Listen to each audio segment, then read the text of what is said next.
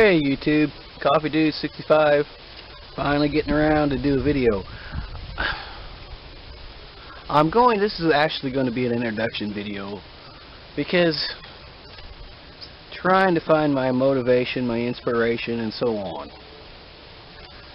So I hope to get this done sometime soon. And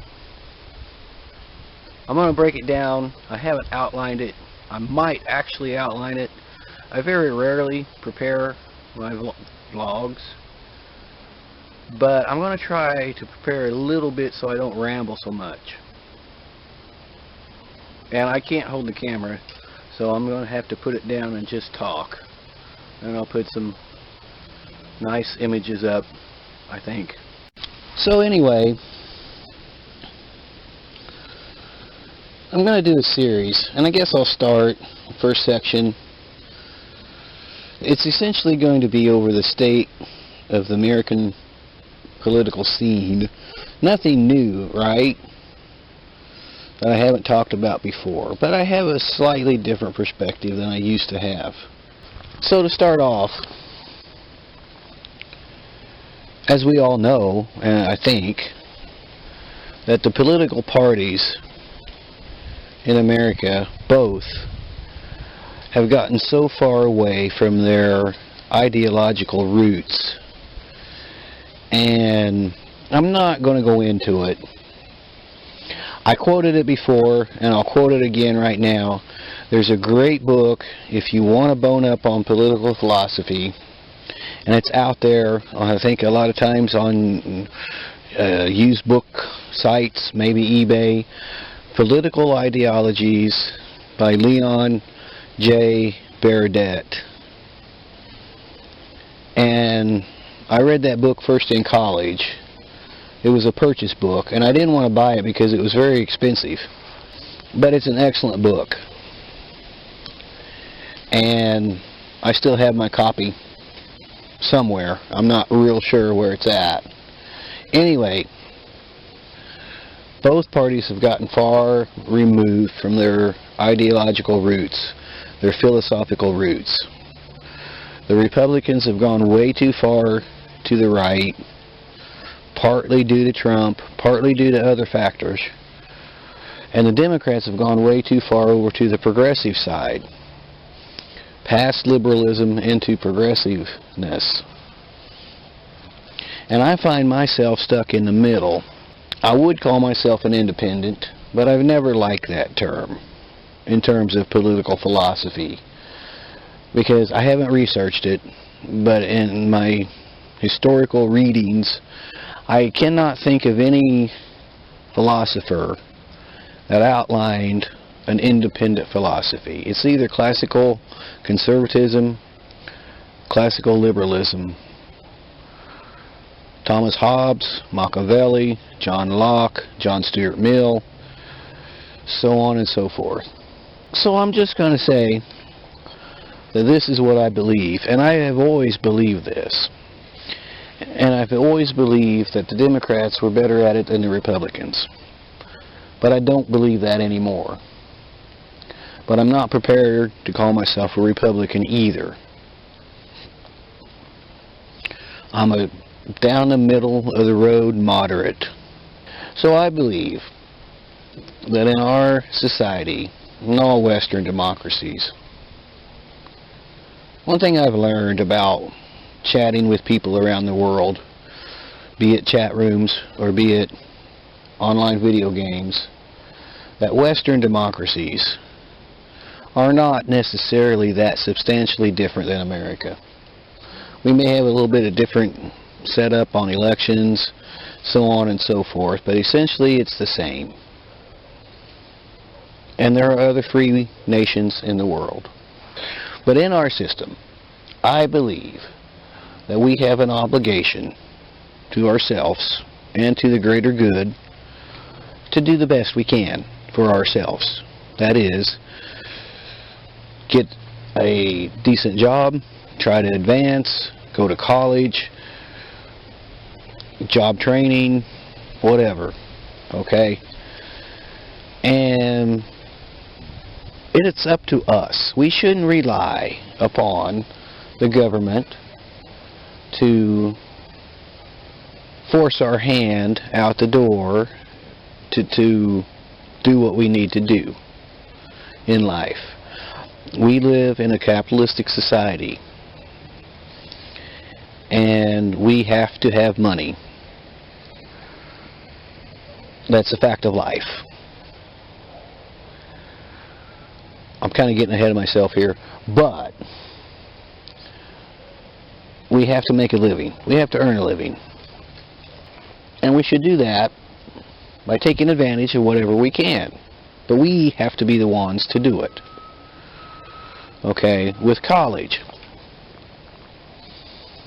One thing I want to mention with the Democrats and the progressives with the free community college, I am opposed to that.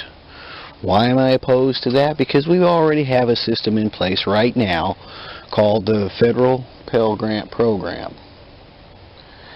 And I qualified for it one semester. Out of all my college, one semester, I was able to qualify for a grant. It's there now. If you have a need, if you can demonstrate financial need and a willingness to go to college, you can apply and receive now a grant. That grant dollar figure is based upon your household income, amount of people in the households in college, so on. So we don't need to necessarily reinvent the wheel. It's already there. Okay, I'm digressing, which I'm trying hard not to do. But we should be the ones, as individuals, to do what we need to do the best we need to do, and do so within confines of social mores and laws,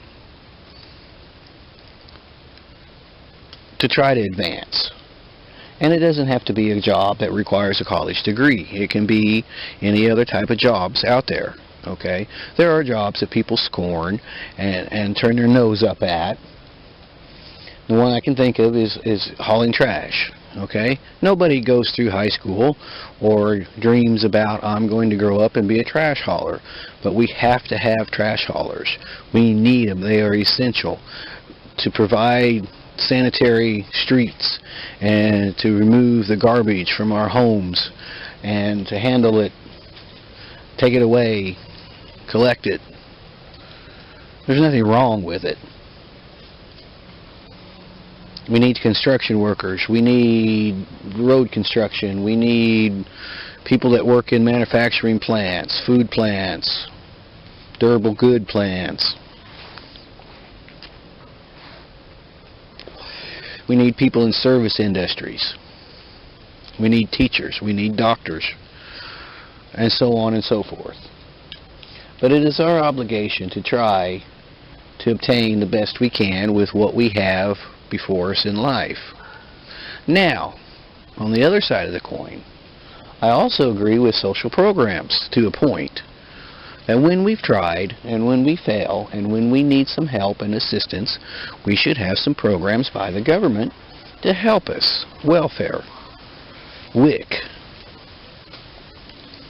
things of that nature. School lunches should be free for every child in America. We are guaranteed a free education in the Constitution. Why aren't we guaranteed free lunches? That's extremely doable. It wouldn't be that difficult. Teachers don't need to make, or administrators don't need to make $85,000, $120,000 a year. What the fuck is that? But we also need to pay a wage in which people can live on. Minimum wage. I believe in the minimum wage. I'm not so sure about the $15 minimum wage right now. Or I'm not sure if it's passed even. But that's again another topic.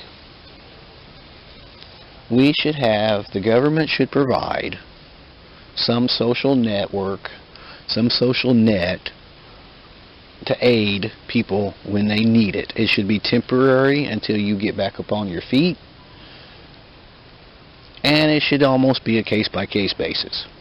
And that is a little bit of a Republican idea. That we should do it ourselves. But it's also a democratic idea, a progressive idea, that we need help sometimes. So I find myself in the middle. So that's number one. We need to realize this. I'm going to go on into some other topics, but I think this is enough for now. Once I edit this, I want to talk about inflation. I want to talk about consumerism. I want to talk about that logistics and how a lot of these problems we're facing right now, some of them can be laid at President Biden's door, but not all of them. Okay? And so the next topic, I think, when I get a chance, will be inflation. So I'm going to wrap this up, and hopefully I'll get the rest of the series done at some point. It's really hard for me to make videos. I either have to do it in my car, which, even though I have my car fixed, it still makes a lot of noise. I think I have some other things I need to do on it. And then I rarely get an opportunity outside to do a blog, because usually there's a neighbor in the yard or somebody, or noise or wind, or it's kind of windy today. But anyway, that's the opening salvo, I guess, and I'm going to try to do other topics. So I'll leave it at this for now, and I hope you all are doing well. And I'm really not going anywhere. It's just I'm not very prolific with videos. So anyway, talk to you guys later. Coffee Dude 65 out. Peace.